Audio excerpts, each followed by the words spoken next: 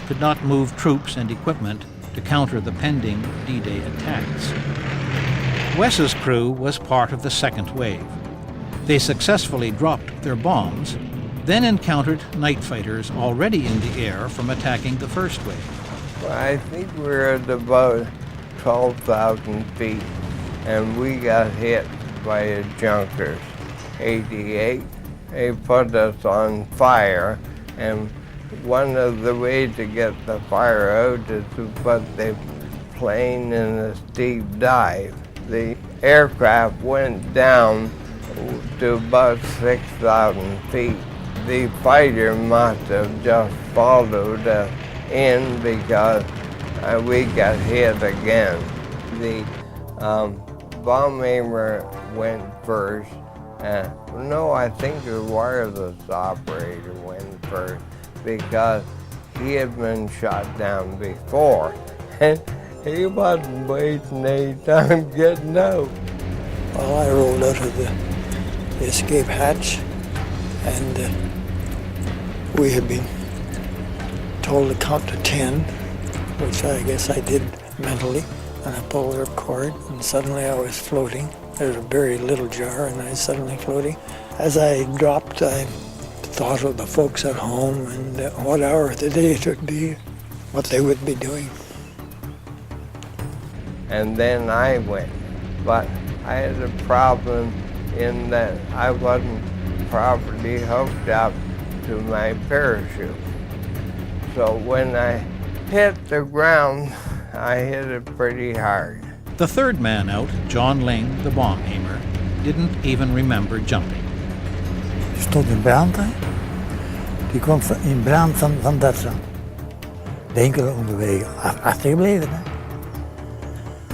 En dan zijn die mannen uitgesprongen, die kosten.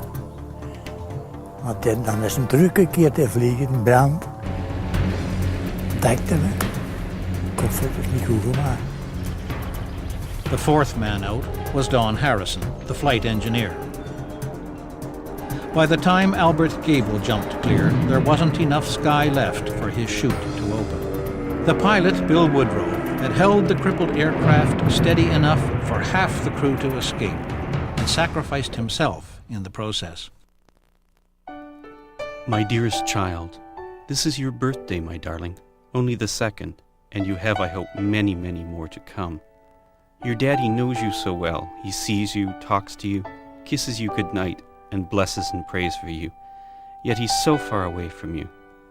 But my sweetheart, your daddy and thousands of other daddies had to leave their loved ones to make sure that someday their girls and boys would be free to live the way God meant his children to live, free and happy.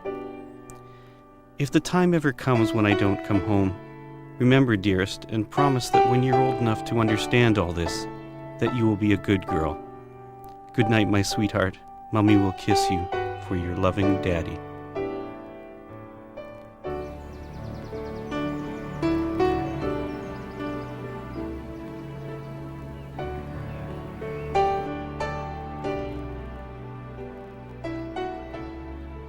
This past May, 54 years after the crash, the townsfolk of Hersselt, Belgium, hosted the families of the lost airmen and the survivors to honor their efforts in the war. But to remember only, without thought or understanding of the need for compassion and tolerance, is a betrayal of their sacrifice. The moral courage to continue their fight for acceptance with dignity of the individual must not falter. This is the unfinished legacy these young men left us, and we who carry on must never forget. For many, this was the first chance to see the crash site, appropriately adorned with wild poppies. I am very thankful to the people of Belgium for all the work they done here, because now it's over. The memory's there, but it's all over. I'm satisfied right now because I kept looking for him. And it's done in a happy moment. And to speak with the survivors who shared the days of laughter and nights of fear, To just meet somebody that knew my brother Roy, you know, and oh golly, that was so wonderful. It gave such a lift. I've learned more about him through these two guys than anything I've read or heard from family members or anyone else. For the Hazels, too, it is the culmination of a long search. Because of the spelling of the name, you see, they had spelled the name incorrectly, and there was a reporter with the Windsor Star that recognized the name, got in contact with me to see how our name was spelt, and started off with a story of Royal Hazel, and the pieces just started falling together. Our mother told us that everybody was killed on the plane in a Lancaster bomber. So you see, we really didn't know anything about what happened. Dear overseas guests, beste vrienden. The initiator and driving force behind these events is a pilot in the Belgian Air Force. Well, because I think the people who lost some family members over here have a right to know what really happened to their brother or father or whatever. Since I fly myself, I think I know how the crew members felt during the war, and especially how their families felt. So.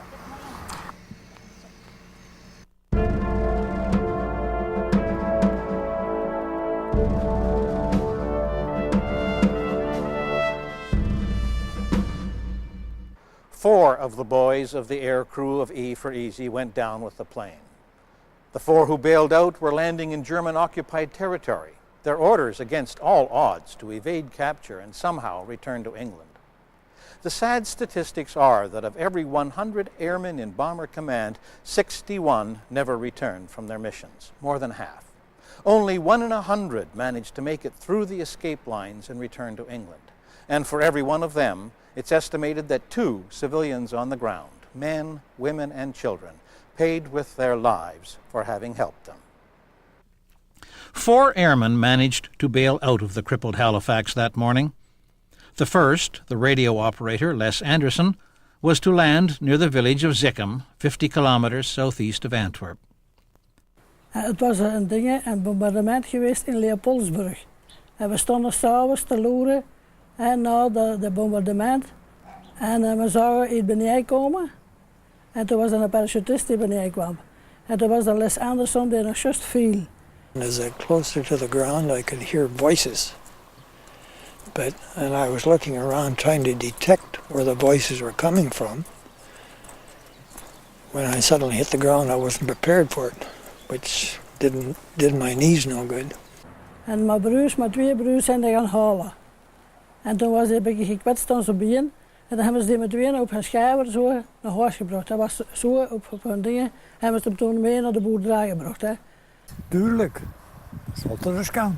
Want ik had er niet meer binnen gegaan trouwens. Als we vreemde mensen binnen gaan, wij eigenlijk niet meer binnenkomen.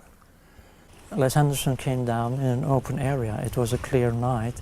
There were not so very much farms in the neighborhood, but there was one German-minded person in the neighborhood, and he surely has seen Les descend to the place there.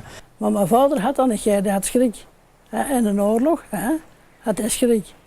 Maar ja, mijn broer was getrouwd, onze Marcel was getrouwd, en ja, dat lastte het altijd mee. Hè.